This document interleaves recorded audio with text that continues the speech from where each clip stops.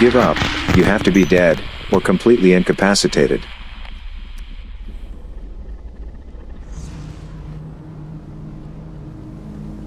Do you get the lad? What is this? Are you pelstered? Have a cuppa. Son. We should focus on the CCNA. More? Bloody hell. But I can't be asked. Even for a tenner? Even for a fiver? Anyway. What is up with these birds, son? They be not checking you on the streets no more? Cheeky. You stupid sod. Ha ha. Agenda? You want that? In it? Damn still faffing around. Okay. Fine. Agenda is CCNA, Python, DevOps sum, acronyms for the day and very small sum of Cosmos. Boom, the in-betweeners. Must not watch. And maybe the royal family. Okay. Fine. CCNA previously on Ready Not to Die still. Configuring TCP IP? Maybe. Can't remember. Ah. Wait. I was blabbering about all the different protocols. Yes. And now IP address. Okay. Fine. So IP address is a 32-bit value that uniquely identifies the system on the network, or the internet. Interwebs.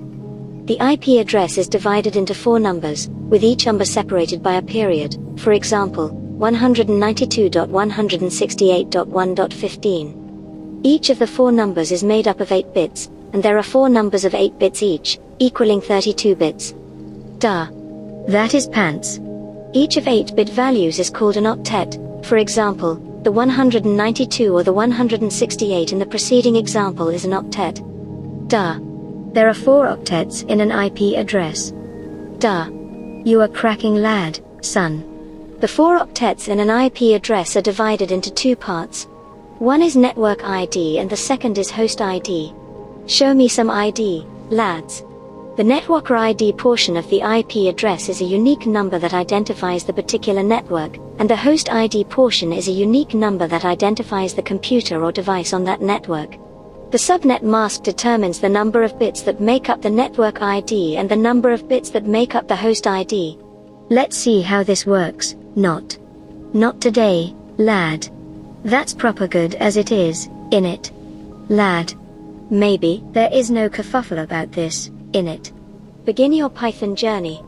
How to write and run your first program. Don't do it, lad. Ha ha. Anyway. Open your editor and write. Word print space open parenthesis quotation hiss. Quotation close parenthesis.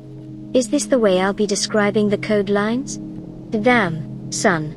This will be bonkers. But I guess it's a ting, innit? Anyway.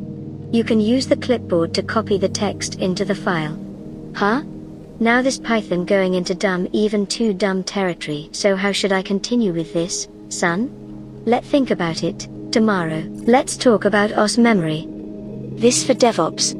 Logical address space and physical address space. Logical address space is an address generated by the CPU and is known as a logical address. It is also known as a virtual address. Logical address space can be defined as the size of a process, son. A logical address can be changed. Now. Physical address space. A physical address space is an address by the memory unit, the one loaded into the memory address register of the memory, is commonly known as a physical address. A physical address is also known as a real address. The set of all physical addresses corresponding to these logical addresses is known as physical address space. A physical address is computed by MMU, who? Memory Management Unit. The runtime mapping from virtual to physical addresses is done by a hardware device memory management unit. The physical address always remains constant. Okay. Fine. You should have get it. Almost. Good enough. For now. Next on memory. Static and dynamic loading. To load a process into the main memory is done by a loader. Boom. Lad. Son, day what? Day 2. ARIN, American Registry for Internet Numbers. ARIN. ARP, Address Resolution Protocol. ARP. AS, Autonomous System. AS. ASCII, American Standard Code for Information Exchange. ASCII. ASIC, Application Specific Integrated Circuit. ASIC. ASP, Application Service Provider. ASP. ATM, Asynchronous Transfer Mode. ATM. AUP, Acceptable Use Policy. AUP. Auto, MDX, Automatic Median Dependent Interface Crossover. Auto MDX. BCP, Business Continuity Plan. BCP. Now, Sun, Cosmos. What are the hidden rules of the universe? Bonkers. Cosmic microwave background photons. Matter versus antimatter. And we only hear because of this symmetry? Maybe. So fundamental physics is truly symmetric? So every quark there must be symmetric squark. For every electron, there must be selectron. Neutrinos to smuns. From ions to Higgsinos. From photinos to bosons. Hidden supersymmetrical universe of sparticles would be lingering just out of reach. So where is the evidence? Run the Large Hadron Collider. LHC. So the hunt for supersymmetry is on. But our universe is still expanding, still cooling, still changing. And we are mere footsteps into the infinite future that lies ahead.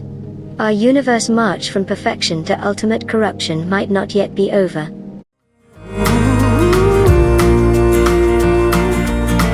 With all these things I'm going through, I still wish the best for you. You're not the only one to love. There's plenty more under the sun. You'll find the one you need. Reach your total fantasy.